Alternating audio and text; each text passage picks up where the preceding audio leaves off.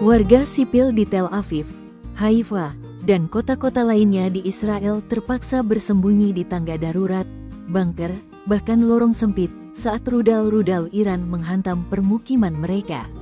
Serangan balasan dari Teheran ini dipicu oleh serangan udara Israel terhadap fasilitas militer dan nuklir Iran pada Jumat, tanggal 13 Juni tahun 2025, yang menewaskan lebih dari 224 orang dan melukai sedikitnya 1.481 lainnya, dengan mayoritas korban berasal dari kalangan sipil. Tak hanya itu, serangan Israel juga menewaskan sejumlah pejabat penting dari sektor keamanan, intelijen, militer, hingga ilmuwan. Sebagai balasan, Iran menembakkan ratusan rudal ke arah Tel Aviv dan kota-kota Israel lainnya. Sedikitnya 24 orang tewas dan ratusan lainnya luka-luka.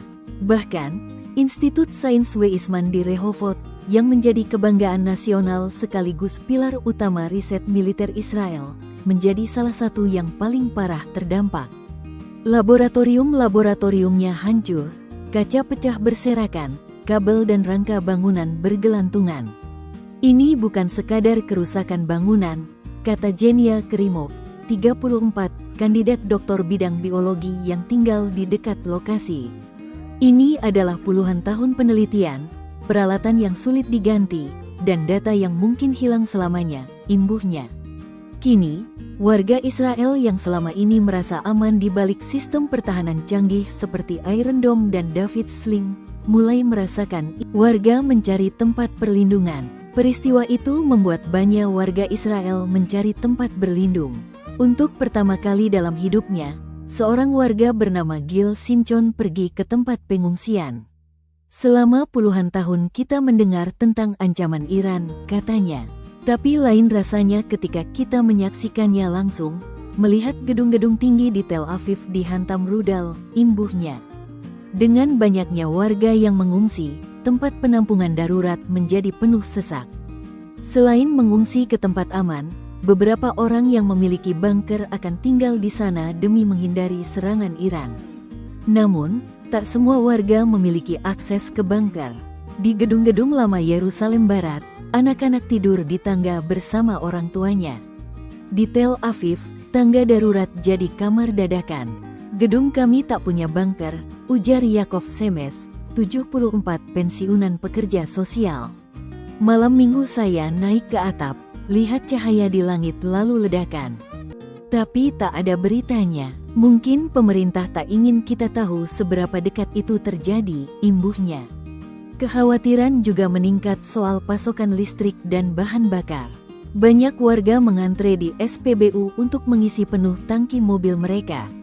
Di toko kelontong, suasana tegang terlihat dari raut wajah yang terus menatap layar ponsel, mencari informasi.